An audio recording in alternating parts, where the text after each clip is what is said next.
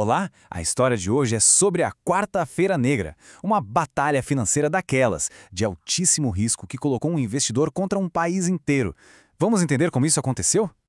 Para começar, olha só essa frase. Foi a reação do George Soros ao sócio dele, Stanley Druckenmiller, logo depois de saber que ele tinha feito uma aposta gigantesca contra a libra esterlina. E a reação do Soros não foi medo, não foi raiva. Foi querer apostar ainda mais alto.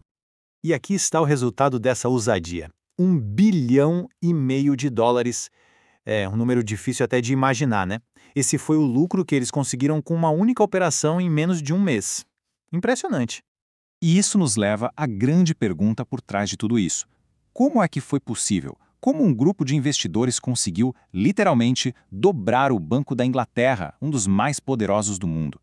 A nossa história começa de fato com uma conversa. Uma ligação telefônica no dia 15 de setembro de 1992, que mudaria para sempre a história das finanças. De um lado da linha estava o Stanley Druckenmiller. Ele tinha acabado de arriscar o fundo do chefe dele, George Soros, numa aposta monumental contra a libra esterlina, coisa de 1,5 bilhão de dólares. A resposta do Soros do outro lado da linha foi surpreendente. Ele não achou a aposta grande demais. Ele queria saber por que não tinham ido ainda mais longe. A ordem foi clara: aumentar a aposta. Mas para a gente entender como essa aposta sequer foi possível, a gente precisa voltar um pouco no tempo. Lá nos anos 70, a Europa era uma confusão de moedas diferentes, e isso era um problemão para o comércio. Foi aí que, em 1979, criaram o Sistema Monetário Europeu. A peça central desse sistema era o chamado Mecanismo de Taxas de Câmbio, ou MTC. A ideia era estabilizar as moedas, e no futuro, quem sabe, criar uma moeda única para todo mundo. O que era esse MTC na prática? Pensa assim, era como se fosse uma jaula de moedas. Os países que faziam parte do acordo combinaram de manter o valor das suas moedas ali, bem juntinho, numa faixa bem estreita. A ideia era impedir que uma moeda disparasse para cima ou afundasse demais em relação às outras. Bom, isso criou um trabalho novo para os bancos centrais: brigar contra o mercado. Para manter as moedas naquela faixa, eles precisavam intervir o tempo todo. Vender a própria moeda para desvalorizar ou usar as reservas em moeda estrangeira para comprar e valorizar. E a arma mais poderosa que eles tinham era mexer nas taxas de juros. Juros mais altos atraíam investidores, o que fortalecia a moeda. O problema? Isso também dava uma freada feia na economia local. Agora, vamos avançar um pouco. Outubro de 1990. O Reino Unido decide entrar no MTC. E essa decisão, como a gente vai ver, acabou criando uma situação econômica simplesmente impossível de sustentar. E aqui está o coração do problema. De um lado, a Alemanha, recém-reunificada, com a economia bombando e um marco alemão super forte. Para controlar a inflação, o Banco Central alemão precisava de juros altos. Do outro lado, o Reino Unido, atolado numa recessão. Para tentar estimular a economia, precisava exatamente do contrário: juros baixos. Eram duas economias presas juntas, mas puxando para lados completamente opostos. Quer dizer, o Reino Unido estava numa sinuca de bico. Para ajudar a própria economia, precisava cortar os juros. Mas para se manter no MTC, era obrigado a fazer o contrário, a subir os juros para acompanhar o marco alemão. E isso só afundava o país ainda mais na recessão. Era uma armadilha perfeita. E claro, investidores como Soros viram essa rachadura no sistema. Eles perceberam que o Reino Unido não ia aguentar essa pressão para sempre e se prepararam para lucrar com a queda inevitável usando uma estratégia chamada posição vendida, ou, em inglês, short. Tá, mas como funciona essa tal de venda a descoberto? Na verdade, a ideia é até que bem simples. Vamos lá. Primeiro passo, o fundo do Soros pegou bilhões de libras emprestadas. Logo em seguida, eles venderam tudo isso trocando por marcos alemães. E aí? Aí era só sentar e esperar a libra perder valor.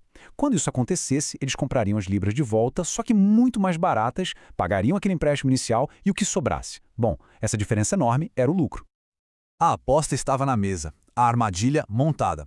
Agora, os Soros e os outros investidores só precisavam de um empurrãozinho, um gatilho, um evento que fizesse todo mundo querer vender libras ao mesmo tempo e que forçasse o governo britânico a tomar uma atitude. E esse gatilho veio de onde menos se esperava. Um único comentário, que nem deveria ter sido oficial, do presidente do Banco Central da Alemanha, o Bundesbank. Numa entrevista, o presidente do Bundesbank, Helmut Schlesinger, soltou que uma desvalorização de outras moedas seria útil. O problema? Ele não sabia que o comentário estava sendo gravado. E uma vez gravado, não tinha como negar. Para os investidores, aquilo foi o sinal verde. Era o banco mais poderoso da Europa, confirmando que a Libra estava supervalorizada. O que aconteceu a seguir foi uma guerra hora a hora. Na manhã de 16 de setembro, o Banco da Inglaterra começou a comprar libras desesperadamente. Gastou 1 bilhão. Não adiantou nada. Às 11 da manhã, eles subiram os juros para 12%. Péssima ideia. Isso só mostrou o desespero deles e os investidores apostaram ainda mais forte. Ao meio-dia, o banco já estava torrando 2 bilhões de libras por hora. No último suspiro, anunciaram um aumento chocante para 15%. E o mercado nem se mexeu. No fim daquele dia, o governo britânico tinha queimado inacreditáveis 15 bilhões de libras das suas reservas internacionais. Tudo isso numa tentativa desesperada e, no fim, inútil de defender a própria moeda. A pressão no mercado era simplesmente forte demais. O Banco da Inglaterra já tinha usado todas as suas armas e estava ficando sem munição. O fim era inevitável. Naquela noite, o governo britânico jogou a toalha.